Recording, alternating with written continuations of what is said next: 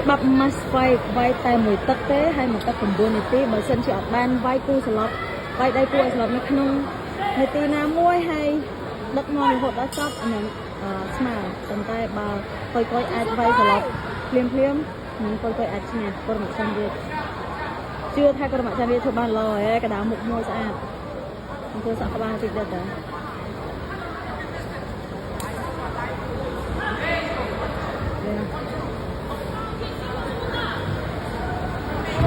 យ៉ាខាងចិនដូចកណងបកែថា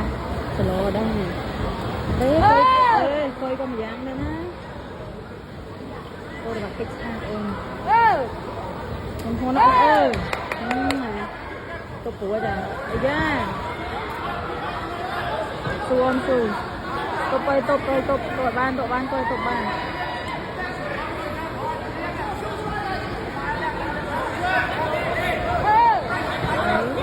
ជីគុំបានស៊ី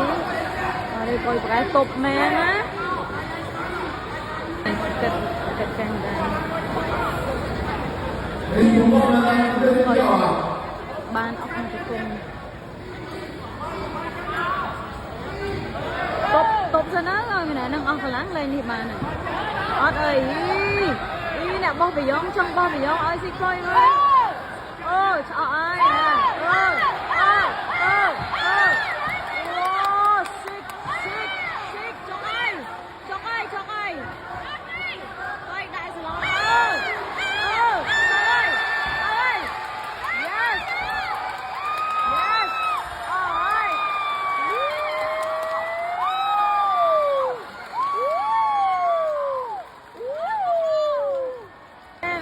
គ្រូគម្រាមថាបាយអត់ច្រឡំអត់ឲ្យបាយ